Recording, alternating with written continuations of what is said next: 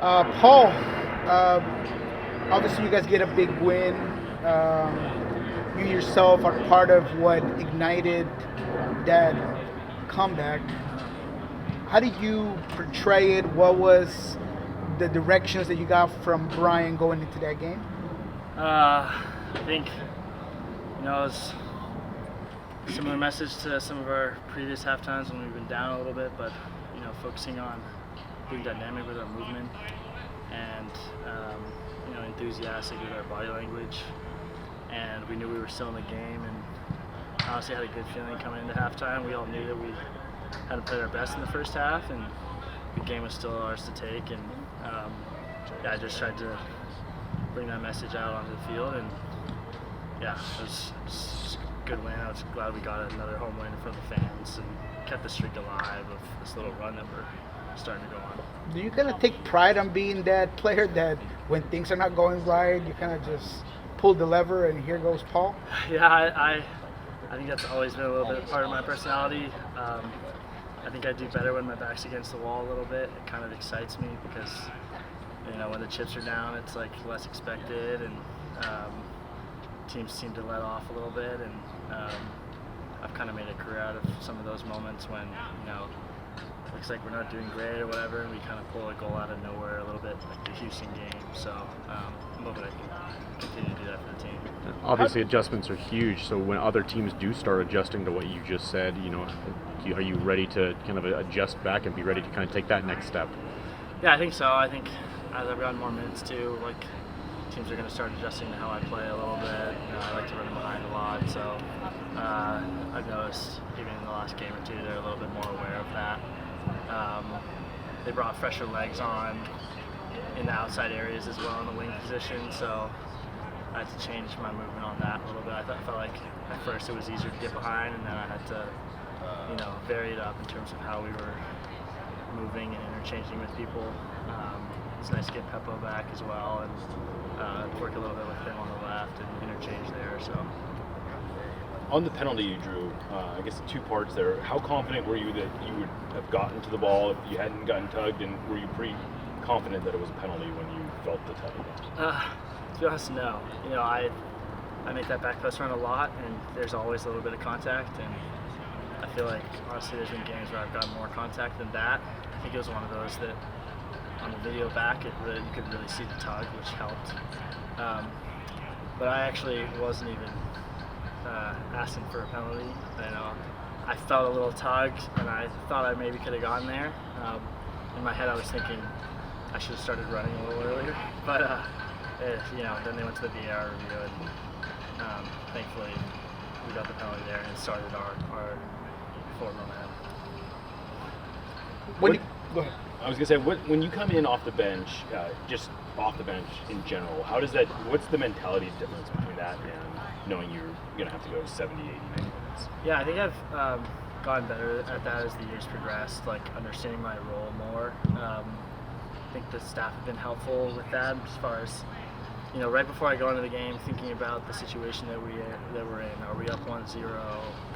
Are we, tied away from home?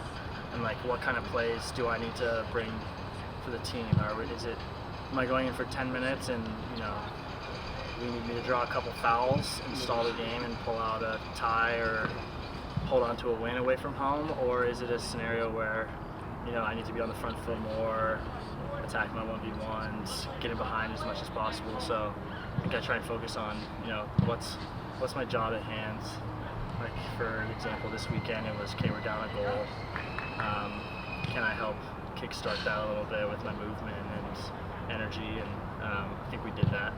But, I think early in the season I had some moments where I'm coming into games where, you're trying to get more minutes and you want to make a play, and maybe you leave your feet a little early. I had that moment in St. Louis where I left my feet a little early, and then I'm giving away a free kick on the top of the box. So those have been learning moments for me. Focusing on what's my job in this moment, and really just keeping it simple, like having one or two things that I'm thinking as I'm going into the game and going with that. A player in your role has to be ready to kind of go into any position.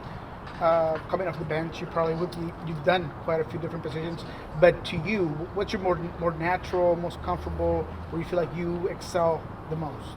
I think it depends on the team we're playing and what the game needs. I think my skill, my asset to this team is that I can play a number of places. My coach in college used to call me like a Swiss Army knife. He could move me around to different spots, and I could adapt quickly as to what that position needed. But I like playing on the left. I like playing on the right. Like pocket's fun too.